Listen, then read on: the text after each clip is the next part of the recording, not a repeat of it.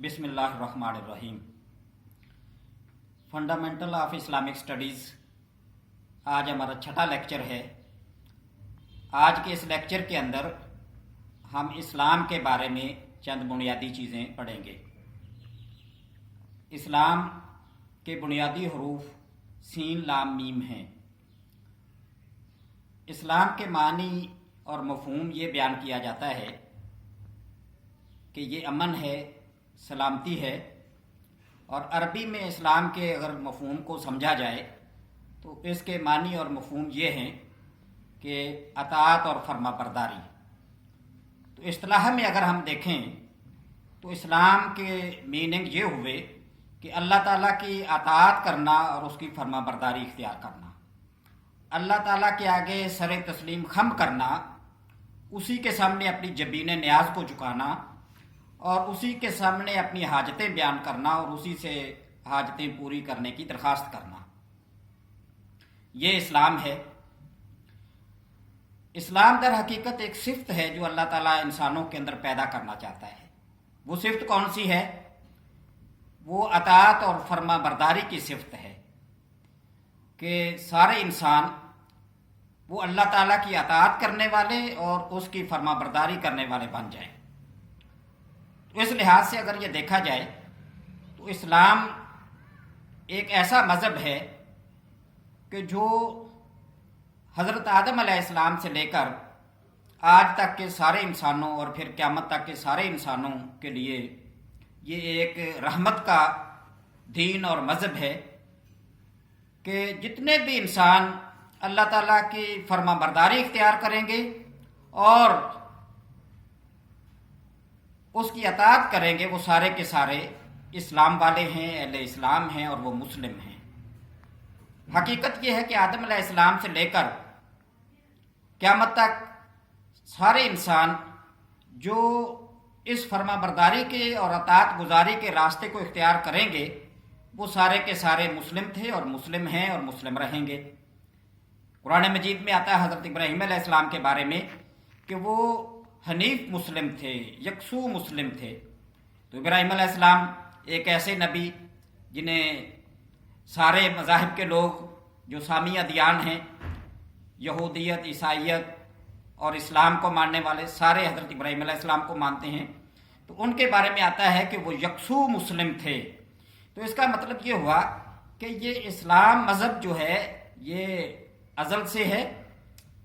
हमेशा से है और हमेशा रहेगा। और बाकी जितने मशहूर मज़ाहिब हैं दुनिया के अंदर वो किसी न किसी शख्सियत के नाम पर या उनके वजह तस्मिया कोई और हो सकती है, लेकिन इस्लाम किसी शख्सियत के नाम पर नहीं है, बल्कि ये एक ऐसी सिफ्त कि जो अल्लाह ताला इंसानों के अंदर पैदा करके उनको अताअत और फर्मा बरदारी के रास्ते पर डालना चाहता है। तो जितने भी इंसान इस रास्ते को इख्तियार करने वाले हैं वो सारे के सारे मुस्लिम हैं। इंसान की दो हैसियतें हैं। एक तो इस एतबार से कि वो तमाम वो चीज़ें इख्तियार बिल्कुल उसी तरह कर रहा है जिस मकसद के लिए वो चीज़ें बनाई गई हैं। वो अपनी सांस उसी तरह लेता है जिस तरह एक ज़ाब्ता और कानून बनाया गया है, और फिर उसके देखना, उसका सुनना और उसका सूंघना, उसका चलना फिरना, उसका हाथों से काम करना, ये जो सारे उसूल और ज़ाब्ते इन आज़ा के लिए मुकर्रर कर दिए गए, सारे के सारे इंसान अपने इन आज़ा को उसी के मुताबिक इस्तेमाल कर रहे हैं। इस हिसाब से इंसान जितने भी इंसान हैं, चाहे वो अल्लाह ताला को मानते हैं या वो अल्लाह ताला को नहीं मानते, वो इस हैसियत से अल्लाह ताला के इस कानून की पाबंदी कर रहे हैं। अल्लाह ताला ने इंसान की ज़बान बनाई, उसको बोलने का सलीका सिखाया और उसको खाने का तरीका बताया, तो वो उसी अंदाज से उसको इस्तेमाल करता है। इंसान को आँखें अता की, उन आँखों की मदद से वो देखता है, वो जायज़ा लेता है, वो ऑब्ज़र्व करता है और वो आँखों की मदद से वो पढ़ता है। आँखों की मदद से वो आगे पीछे जाने के लिए उसको रास्ता मालूम होता है। तो ये सारी चीज़ें सारे इंसान एक ही तरह से इस्तेमाल कर रहे हैं। तो इस एतबार से देखा जाए तो सारे के सारे इंसान وہ اللہ نے جو قانون اور جو سسٹم بنایا اس کے مطابق چل رہے ہیں۔ اور دوسری حیثیت انسان کی یہ ہے کہ وہ اللہ تعالیٰ کا بندہ ہے، اور اللہ تعالیٰ نے اس کو عقل، شعور، فہم عطا کیا ہے، اور اللہ تعالیٰ نے اس کو برے اور بھلے کے اندر تمیز کرنے کا طریقہ سکھایا ہے، اور پھر اس کو یہ آزادی بخش دی ہے کہ اس کو اپنی رائے کے اندر اور اپنے عمل کے اندر وہ آزاد ہے۔ اب اگر وہ اچھے راستے پر چلتا ہے تو وہ اللہ کا بندہ ہے، اور اگر وہ برے راستے پر چلتا ہے تو وہ ڈگمگا جاتا ہے، وہ پھر گمراہی کے راستے پر چلا جاتا ہے، اور اس کا نتیجہ یہ نکلتا ہے کہ وہ پھر لڑکتا چلا جاتا ہے، اور پھر کار مذلت کے اندر وہ ٹھوکریں کھانے لگتا ہے۔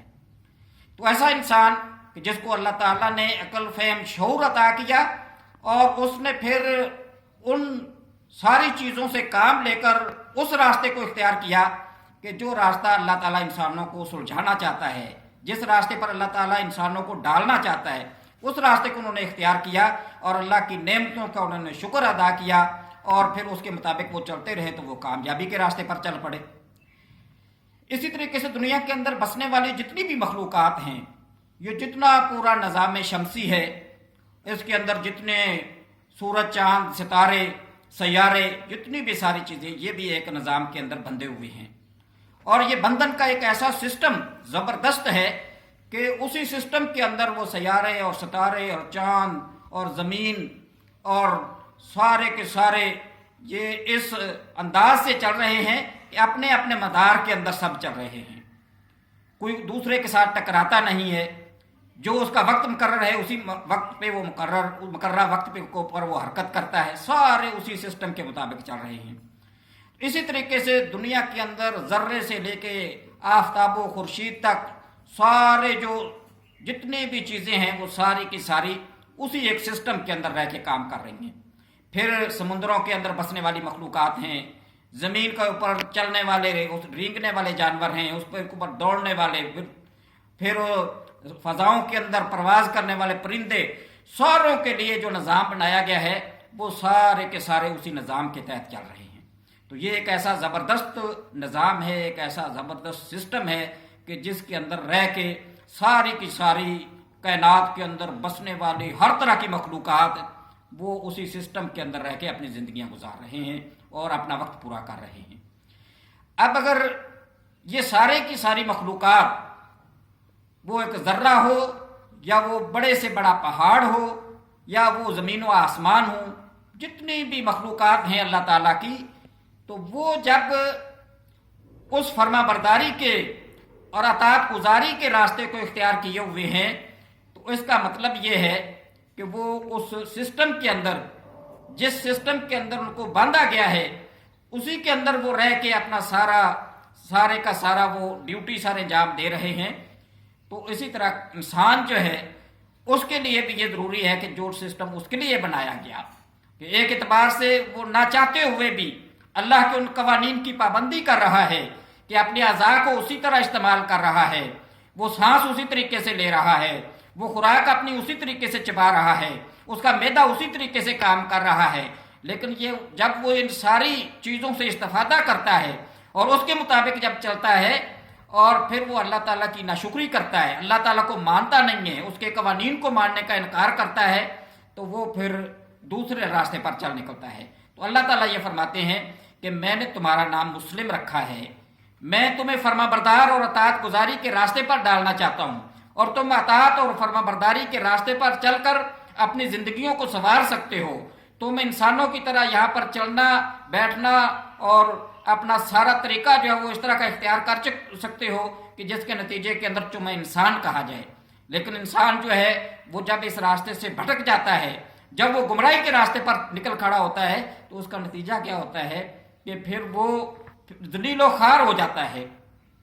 پھر اس کو کوئی سجائی نہیں دیتا ہے، اور پھر وہ بسا اوقات اپنی عقل سے آری انسان جس طریقے سے کام کرتا ہے اس طرح کے کام کرنے شروع کر دیتے ہیں، اور اس کا ان کو جو حاصل ہوتا ہے وہ کیا ہوتا ہے کہ وہ ذلیل و خوار ہو کے رہ جاتے ہیں، وہ تباہ و برباد ہو جاتے ہیں۔ کتنی قومیں تباہ و برباد ہو گئیں جنہوں نے اللہ کے احکام کو نہیں مانا۔ تو اللہ کے احکام کیا ہیں کہ اس کی اطاعت کی جائے، اس کی فرما برداری اختیار کی جائے، اپنی جبین نیاز کو اسی کے سامنے جھکایا جائے اور اسی کے قوانین کو، ضابطوں کو اور اصولوں کو مانا جائے، تو اس کے نتیجہ کے اندر کیا ہوگا کہ اللہ تعالیٰ پھر اپنے بندوں کی رہنمائی فرماتا ہے، اللہ تعالیٰ پھر اپنے بندوں کے اوپر احسان کرتا ہے، اللہ تعالیٰ پھر اپنے بندوں کی رہبری کرتا ہے، ان کی رہنمائی کرتا ہے، اور اس کے لیے مختلف ادوار کے اندر اس نے انبیاء علیہ السلام بھی بھیجے۔ آدم علیہ السلام سے لے کے حضرت محمد صلی اللہ علیہ وآلہ وسلم تک ایک طویل قطار ہے انبیاء علیہ السلام کی، کہ جس ایک اچھی لڑی کے اندر یہ پروئے ہوئے ایسے انسان کے جو انسانوں کی رہنمائی کے لیے، انسانوں کے اندر بسنے والے اور انسانوں کے سے رسم ان کے جو رہن سہن تھا اسی طرح کا تھا، لیکن انہوں نے انسانوں کی رہنمائی کرنے کے لیے انہوں نے اپنا حق ادا کر دیا، اور اس کے نتیجہ کے اندر وہ انسان جو انبیاء علیہ السلام کی لائی ہوئی ہدایات کے مطابق انہوں نے اپنی زندگیاں بسر کی، تو وہ انسان اس دنیا کے اندر بھی کامیاب ہو گئے اور اخروی کامیابی بھی انہیں حاصل ہوگی۔ تو یہی انسانوں کے لیے ضروری چیزیں ہیں کہ جب ساری مخلوقات اللہ کے اس بنائے ہوئے نظام کے تحت چل رہی ہیں، تو انسان کو یہ چاہیے کہ جو انسان کے لیے نظام بنایا گیا ہے اس کو بالکل اسی طرح اختیار کر لے اور اپنے آپ کو اس سسٹم کے حوالے کر دے کہ جس کے نتیجہ کے اندر اس کے لیے اس دنیا کے اندر بھی کامیابیاں ہوں اور اخروی کامیابیاں جو ہیں وہ بھی اسے حاصل ہوں۔ اور آج کے اس لیکچر کے اندر ہم نے یہ اسلام کے متعلق جو چیزیں پڑھی ہیں، ان کے بارے میں 4 آیات جو مختلف صورتوں سے ہیں ان کا انشاءاللہ ہم ترجمہ بھی پڑھیں گے، اور یہ ہمارا چیپٹر جو بڑا مختصر سا ہے دوسرا چیپٹر، وہ اس طریقے سے ہمارا مکمل ہو جائے گا، اور دینیات کتاب جو ہے اس سے اس موضوع سے متعلق پیجز جو ہیں وہ بھی یہاں پر آپ کے سامنے اس لیکچر کے اندر رکھ دیے جائیں گے، آپ ان کو دیکھیں، اور آئندہ والے لیکچر کے اندر جو ان 4 آیات کا ترجمہ اور ان کی مختصر تشریح ہم کریں گے وہ بھی آپ کو اس میں مل جائیں گی، اور اس طریقے سے ہمارا یہ دوسرا چیپٹر جو ہے یہ اگلے لیکچر کے اندر مکمل ہو جائے گا۔